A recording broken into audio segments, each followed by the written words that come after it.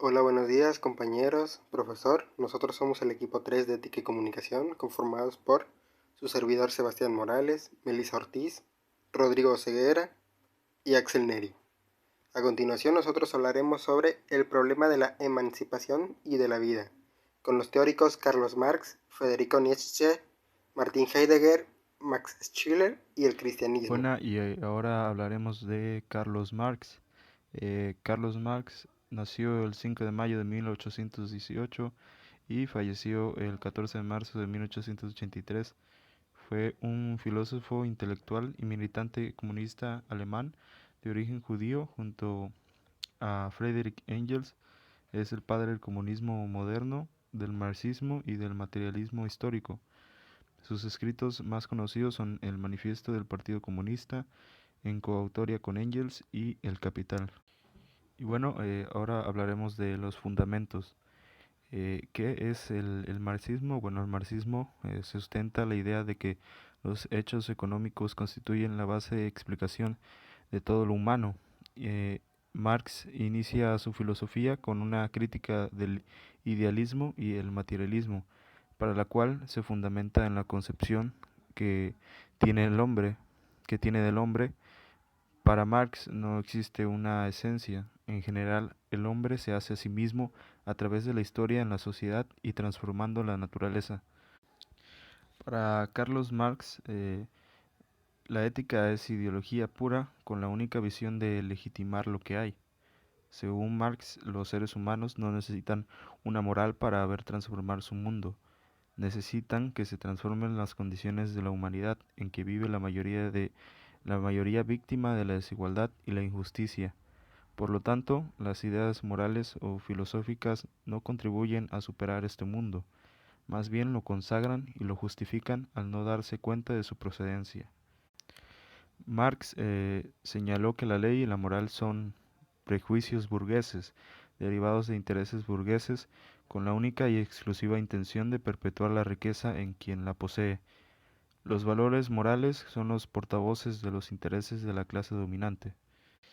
Para Marx, la transformación moral del mundo es pura mentira, si no atiende fundamentalmente a la corrección de una distribución de la riqueza radicalmente e injusta e inmoral, y la moral no será capaz de superar la alienación del hombre, sino que será preciso la transformación de las estructuras materiales que son realmente culpables de la enajenación de los seres humanos. Una de las aportaciones de Marx era que toda teoría moral que ha existido hasta hoy es el producto, en última instancia, de la situación económica de cada sociedad, y como la sociedad se ha movido hasta ahora en contraposiciones de clase, la moral fue siempre una moral de clase, o bien justificaba el dominio y los intereses de la clase dominante, o bien en cuanto la clase oprimida se hizo lo suficientemente fuerte, representó la irritación de los oprimidos contra aquel dominio y los intereses de dichos oprimidos orientados al futuro. La desrelativización de la moral solo es posible en una sociedad en la cual la explotación del hombre por el hombre ya no sea una realidad omniabarcante que atraviesa las esferas de la vida social e individual, así lo señalaba Marx. En otro texto no menos famoso, Engels, el entrañable amigo y colaborador de Marx, afirma que una moral verdaderamente humana que esté por encima de las contraposiciones de clase y por encima del recuerdo de ellas, no será posible en un estadio social que no solo haya superado la contraposición de clases, sino que la haya además olvidado para la práctica de la vida. En un texto conjunto, como casi toda su obra, Marx y Engels sostienen en su momento como estrategia política nacida de la realidad concreta, que los comunistas no predican moral alguna. La moral de los comunistas es una moral revolucionaria, que busca reivindicar el sentimiento pleno del humano desalienado, humanizado, plenamente libre en una sociedad plenamente humana, desalienada y libre. Podemos resumir que la ética marxista es una ética que busca la realización de la vida buena, no del hombre en abstracto, como ser genérico, sino la vida buena, el vivir bien del hombre concreto. en las situaciones históricas y sociales concretas y en condiciones económicas concretas, en donde el hombre se genera y se regenera permanentemente. Así pues, para concluir, apuntamos que Marx y el marxismo es humanismo, es decir, toda una propuesta ética que busca construir de forma activa una vida buena para el ser humano. De ahí que no se conforma con enunciar la patología cercana a la muerte de la sociedad capitalista, sino que busca implementar la forma adecuada para posibilitar la vida del hombre, del individuo social en plenitud, es decir, en interretrorelación constructiva y posibilitante con la sociedad, con sus congéneres, y así como en relación codialogante con su entorno, su ecosistema, buscando la liberación plena del ser humano a nivel individual, social y de la humanidad entera. A continuación, voy a hablarles sobre Federico Nietzsche. Para Nietzsche, la moral es una fuerza terrible y engañadora que ha corrompido a la humanidad entera. En su libro Genealogía de la moral, trata de desenmascarar la moral y la enfoca desde un doble punto de vista. El primero, el etimológico, en donde busca las raíces de las palabras bueno y malo y encuentra que su significado ha cambiado respecto a lo que significaron en un principio. Bueno significaba noble, dominador, de clase o rango superior, y malo era el débil, el simple, el vulgar, el plebeyo, el sometido o de rango inferior. El segundo es históricamente, en donde investiga el origen de los conceptos bien y mal. En su origen encuentra una doble moral. Comencemos con la moral de los señores. Es la de los fuertes, creativos y dominadores. Estos forman una clase social que se impone a la clase de los débiles, de los inferiores, de los vulgares y sometidos. El dominador ama la vida, es duro para sí y para los demás, y desprecia la debilidad y la cobardía, el miedo, la humildad y la mentira. No se compadece ni es piadoso. Nietzsche elaboró un tipo ideal representativo de esta teoría que es el superhombre. Este tuvo su origen en la idea darwiniana de la evolución de las especies. Continuamos con la moral de los esclavos. Esta moral privilegia la igualdad, la compasión, la dulzura y la paciencia. Es propia de los oprimidos y los débiles que a menudo desprecian esta vida y se refugian en el más allá. Un ejemplo de esta moral, según Nietzsche, es el cristianismo, pues ofrece una cierta negación del mundo y de la vida. Él dice que el placer para ellos es despreciado. Quiero concluir con una explicación breve y desde un punto de vista personal. Sabemos que gran parte del trabajo de Nietzsche fue criticar otras disciplinas. Entre ellas critica a la moral tradicional, a la filosofía, al lenguaje, critica a la ciencia y también la idea de la verdad.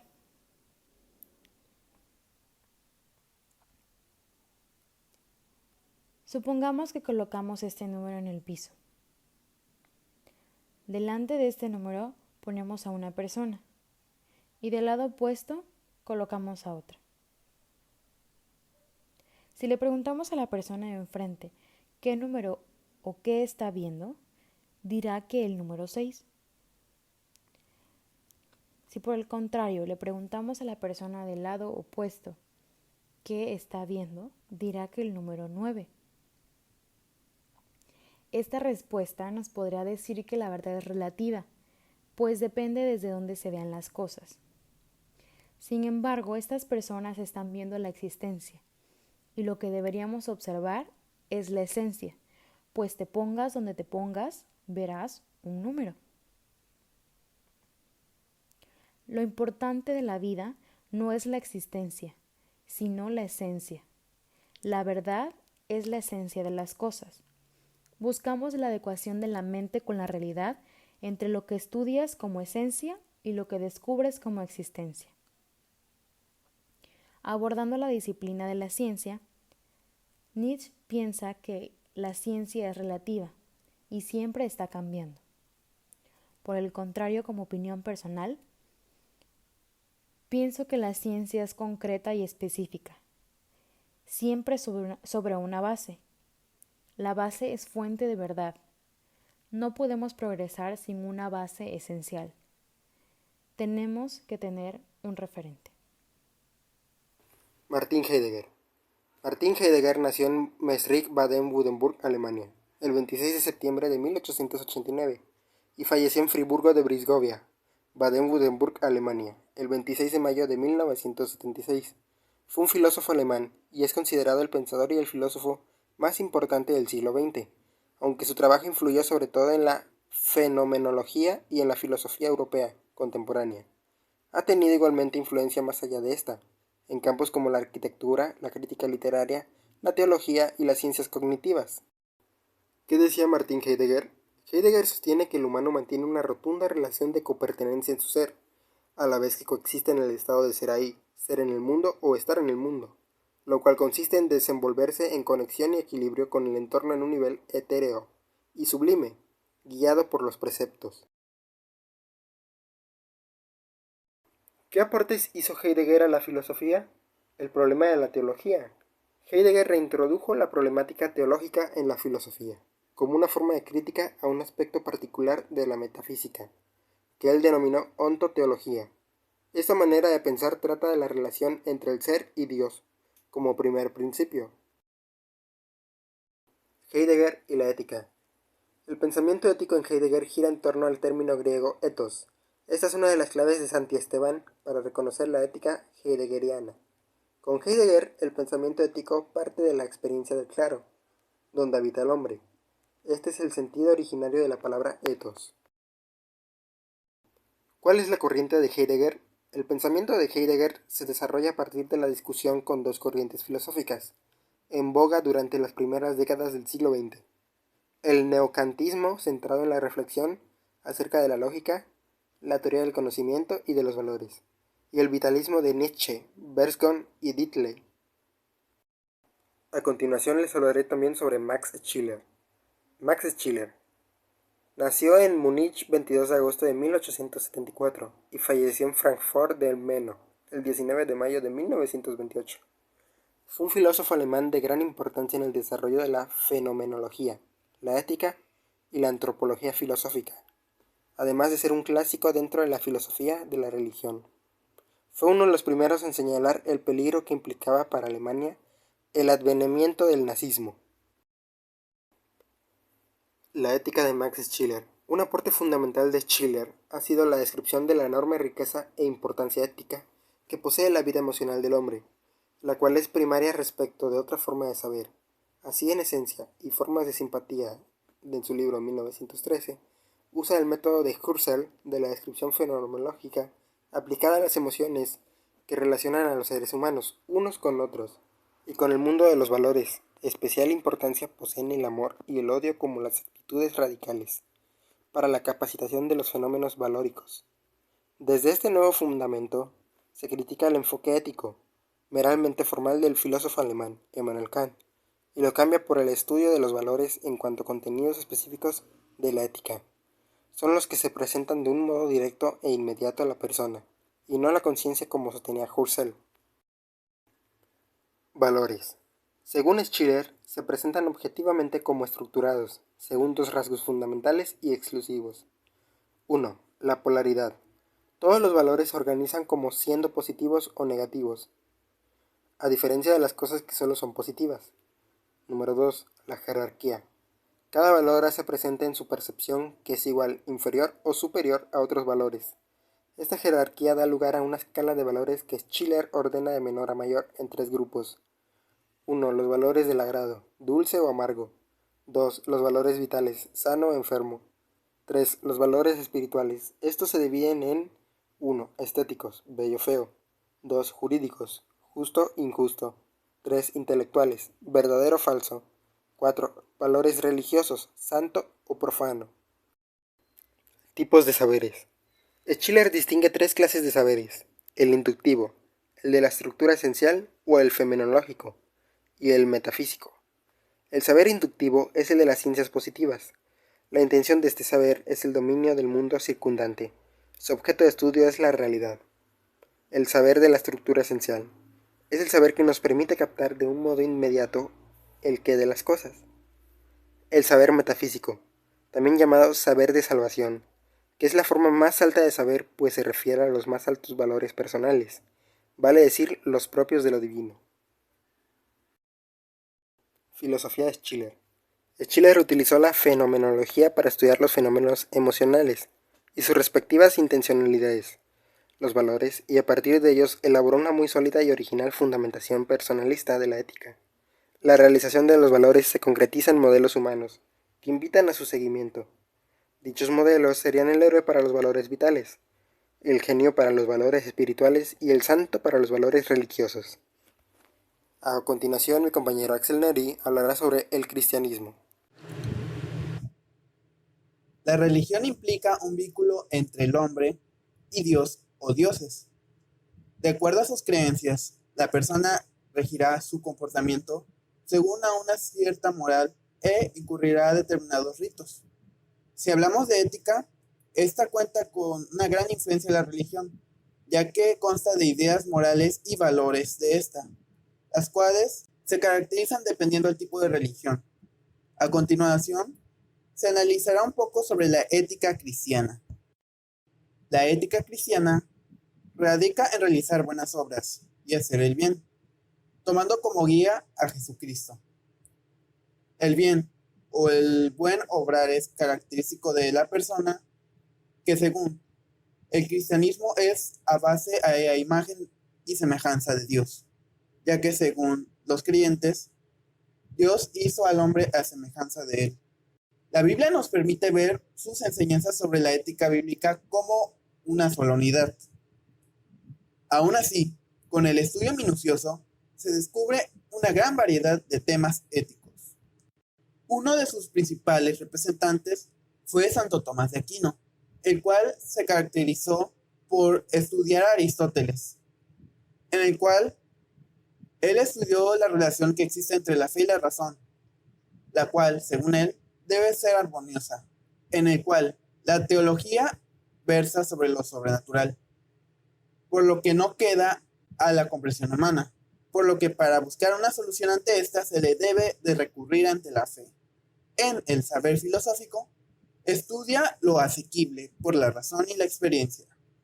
Santo Tomás buscó demostrar la existencia de Dios, donde reinterpreta a Aristóteles con los preceptos cristianos. El cristianismo no es solamente una filosofía como tal, ya que se presenta en el mundo como una religión de amor y salvación para el hombre. Su dogma y difusión ofrece como materia de conexión una filosofía de tal magnitud como no se había operado desde los inicios de la ciencia griega. La religión cristiana surgió en torno a las personas de Jesús de Nazaret, nacidos en Palestina en el año 753 de la fundación de Roma, y comenzó en la era cristiana, durante el gobierno de Augusto, la cual, con el paso de los años, logró una gran difusión. Bien, el cristianismo ha aportado tres ideas desconocidas en la antigüedad, las cuales se lograron integrar en la ética moral de las personas. La principal es el concepto de la creación de la nada, la cual sostiene que hay un solo principio y causa de todo, la cual es Dios, que no necesita de nada para crear el mundo, subrayando que este mundo tiene un comienzo y no es eterno. Otra es la conciencia de la temporalidad histórica del hombre, en el cual el individuo posee el tiempo para organizar su vida, pero también el tiempo es referencial en cuanto a historia. Por ende, todas las actividades humanas han transcurrido en un tiempo, el cual es el tiempo histórico.